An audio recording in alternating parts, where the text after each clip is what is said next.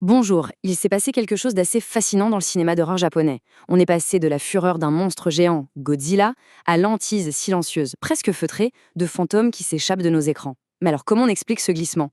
Comment la peur visible de la destruction est-elle devenue la peur invisible de la disparition? Eh bien, c'est ce qu'on va tenter de comprendre en s'appuyant sur l'excellente analyse de Laurent Bilger.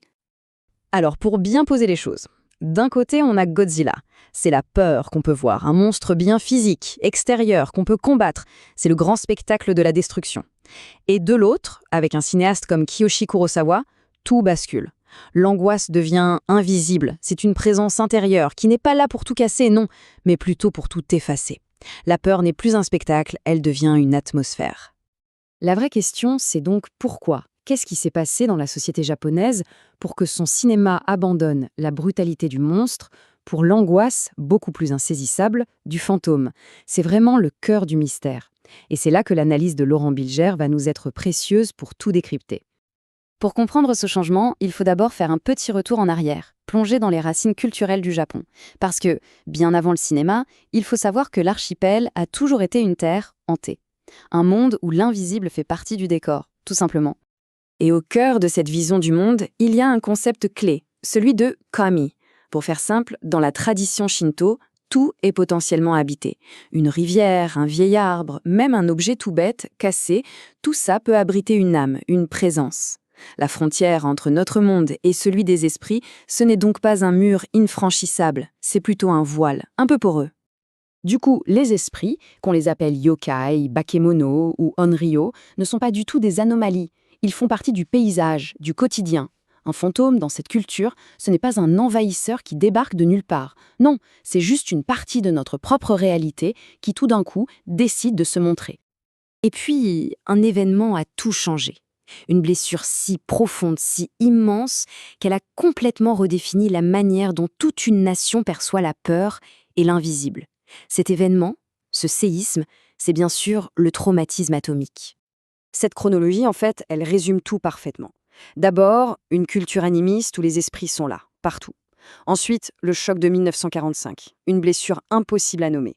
La première réponse artistique, c'est Godzilla en 1954, qui donne un corps à cette terreur. Et enfin, des décennies plus tard, Kurosawa arrive et il va dissoudre ce corps, pour transformer le monstre en une hantise intérieure, un simple murmure.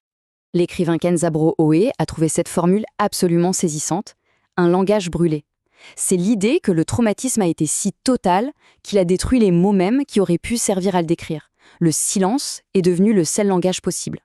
Et ça a forcé l'art, le cinéma, à inventer de toutes nouvelles métaphores. Godzilla, c'était donc une étape essentielle. Il fallait bien donner un corps, un visage à cette horreur abstraite du nucléaire. En matérialisant cette peur, le cinéma l'a rendue, d'une certaine manière, gérable. On pouvait enfin nommer l'ennemi, et donc le combattre.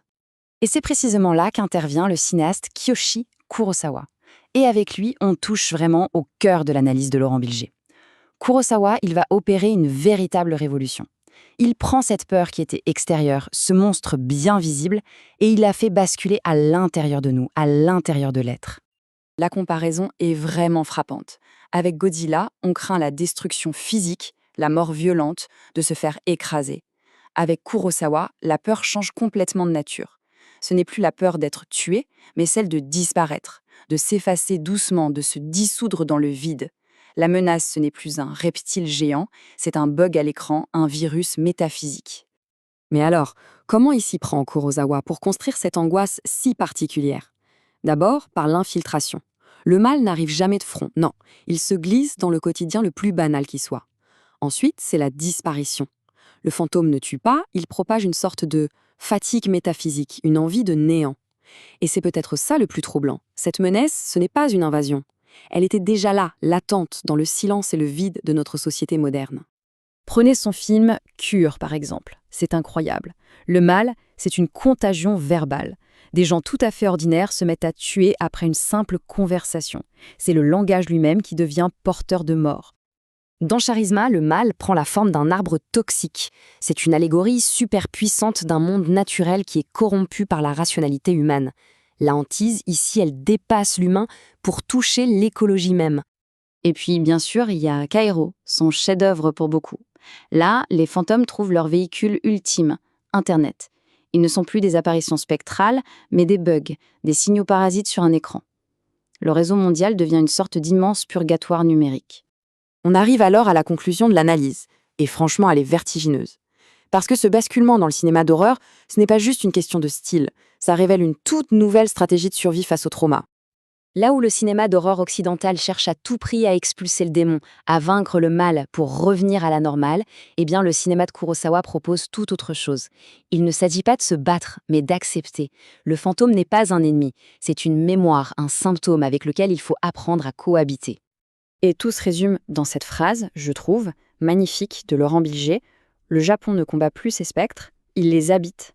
La hantise n'est plus une maladie à guérir, elle devient une condition, une façon d'être au monde. Au fond, ce que cette évolution du cinéma nous raconte, c'est une forme de résilience d'une finesse incroyable. Survivre, ce n'est plus oublier ou nier un traumatisme. C'est apprendre à écouter ces fantômes, à vivre avec eux. Et ça, c'est une leçon qui dépasse largement les frontières du Japon. Bien sûr, cette exploration du cinéma hanté japonais n'est qu'un aperçu. Pour vraiment approfondir cette réflexion et découvrir d'autres analyses aussi éclairantes, je ne peux que vous encourager à explorer l'œuvre de Laurent Bilger. C'est une ressource vraiment fascinante et tout est disponible sur son Substack. C'était un plaisir de partager cette analyse avec vous.